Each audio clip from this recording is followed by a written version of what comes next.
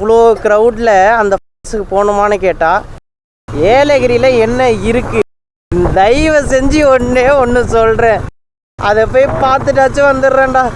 ஜவ்வாது hills வரலான்னு பார்த்தா, so இது வந்து ஒரு வியூ பாயிண்ட். ஏறு இந்த பக்கமாக ஏறி அந்த பக்கமாக இறங்கி கொடுக்கும்.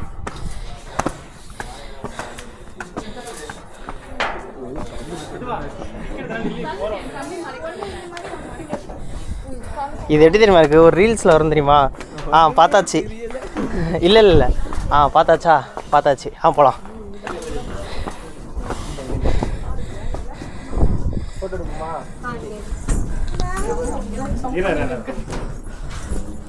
இது ஒரு பாயிண்ட் போல.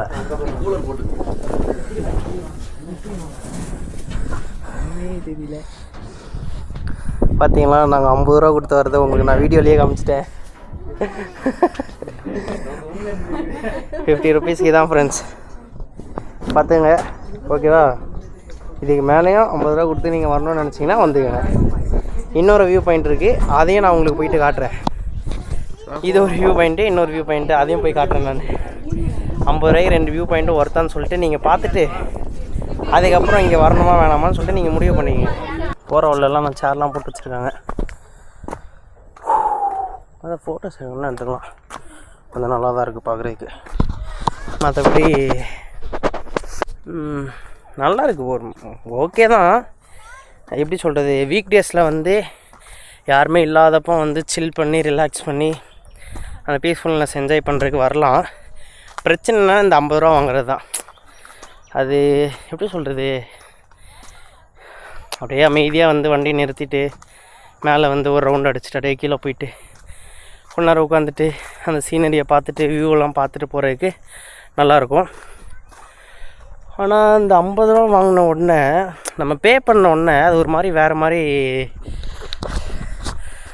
மாதிரி மைண்ட் செட்டு வருது. எப்படி சொல்கிறது, ஒரு மாதிரி அது நேச்சுரலாக இல்லை.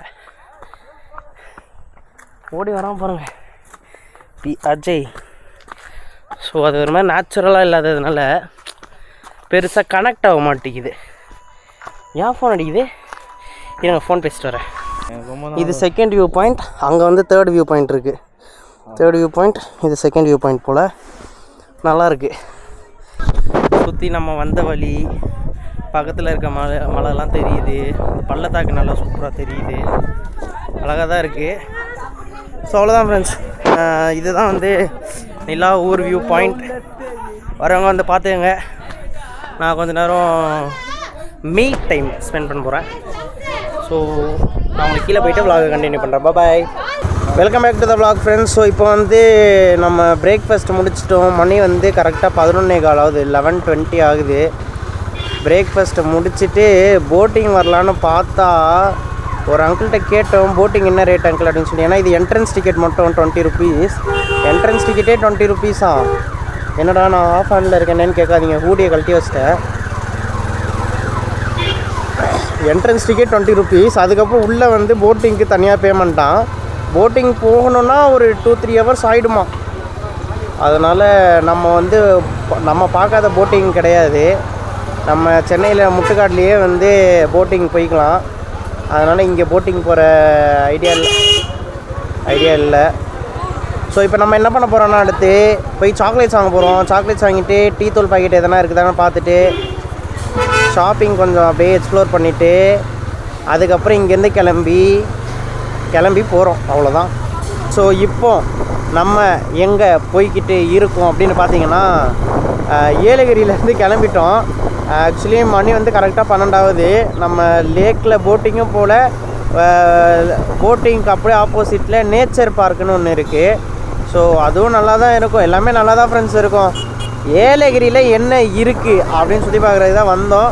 ஸோ பார்த்தாச்சு, வியூ பாயிண்ட்ஸ் போனோம், அப்புறம் போட்டிங் எல்லாமே. அதான் நம்ம ஏரியாவிலேயே செட்டு போட்டு வச்சா எப்படி இருக்கும், எல்லாம் இந்த தீவுத்திடல், அப்புறம் இந்த பொருட்காட்சி, கண்காட்சின்லாம் போடுவாங்கள்ல, அதை வந்து அப்படியே ஃபுல் டைமாக பண்ணிகிட்ருக்காங்க. அவ்வளோதான் ஏலகிரியே.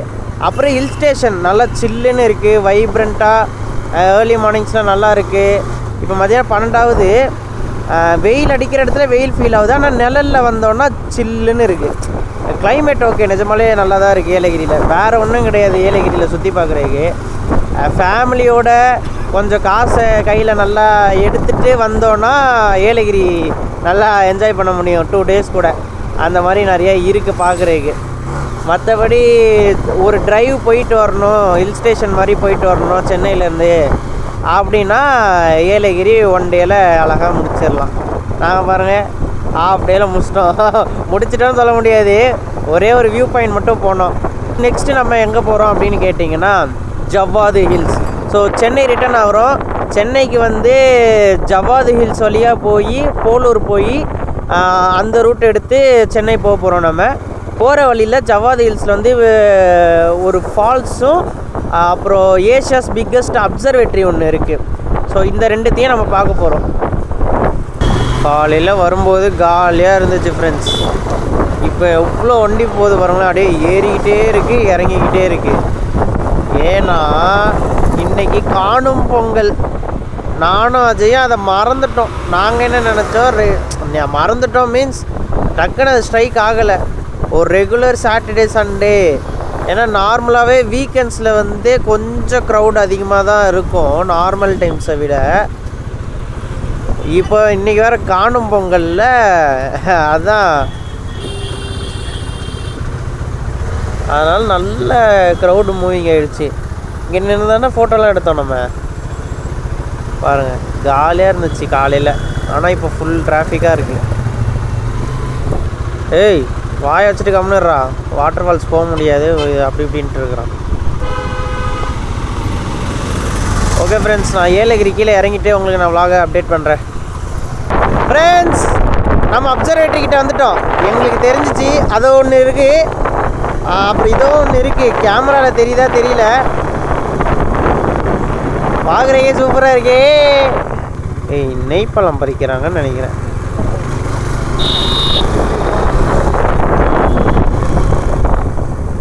பிரச்சனை என்னென்னா, பிரச்சனையே கூட்டம்தான்.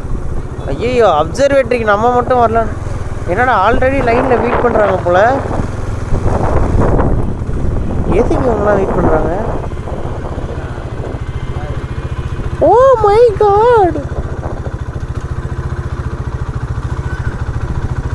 கைஸ், இங்கேயும் கூட்டமாக இருக்குது கைஸ்.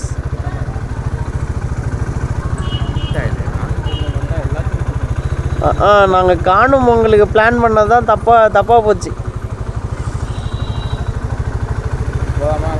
ஏய் லைனில் போய் நில்லு. ஐயோ போகலாமா வேணாம்? போ லைனில் போய் நில்லு, நான் வண்டியை போட்டு வரேன்.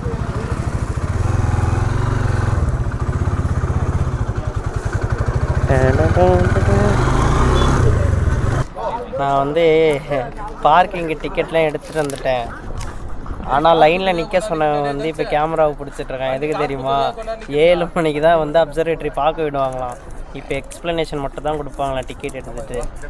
2 மணி தான் ஆகுது. 7 மணி வரைக்கும் வெயிட் பண்ண முடியும் நம்மளால். ஸோ இப்போ நம்ம வீட்டுக்கு தான் போகிறோம். 20 rupees லாஸ்ட். ஸோ இன்னொரு நாள் வரும் அப்சர்வேட்டரி பார்க்குறதுக்கு. பசங்க கூட தான் வந்தாகணும்.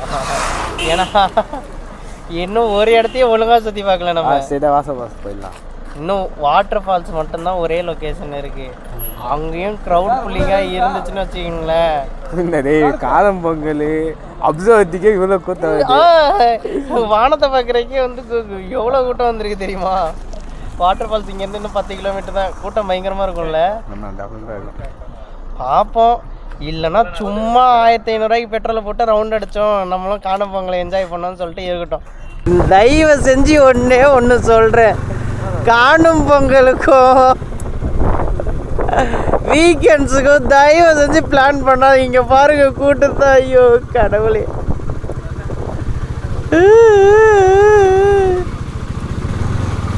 இப்படிதான் போகணும் போல ஃபால்ஸுக்கு.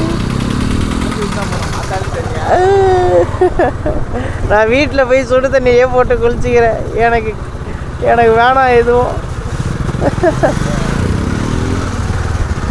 அட்லீஸ்ட் இவ்வளோ தூரம் வந்ததுக்கு அதை போய் பார்த்துட்டாச்சும் வந்துடுறேன்டா. யார்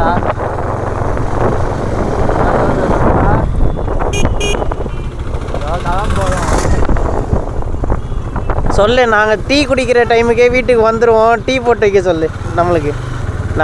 நான் வீக்கெண்ட்ஸ்லேயே பிளான் பண்ணவே மாட்டேன். சரி ஓகே, அப்படி என்ன பெருசாக கூட்டம் வந்துட போகுது அப்படின்னு சொல்லிட்டு நான் இப்போ வந்தேன்டா. ஷோபா போய் கேட்டுப்பாங்க. அங்கே முக்கால்வாசி பேருக்கு சூரியன் இது சரி சூரியன் சுற்றி வந்து முக்கால்வாசி பேருக்கு தெரியாது.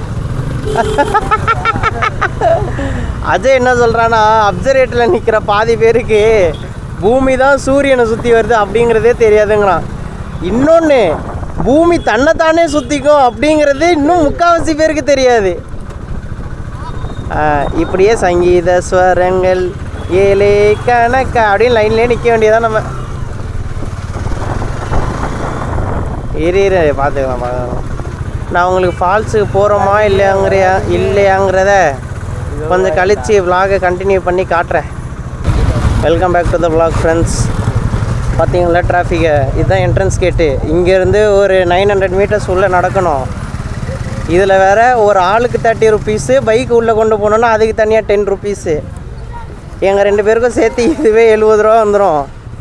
70 ரூபா கொடுத்து இவ்வளோ க்ரௌடில் அந்த ஃபால்ஸுக்கு போகணுமான்னு கேட்டால் எனக்கு வேணாம். அதனால் நான் என்ன பண்ண போகிறேன், திருப்பி சென்னைக்கே போக போகிறேன்.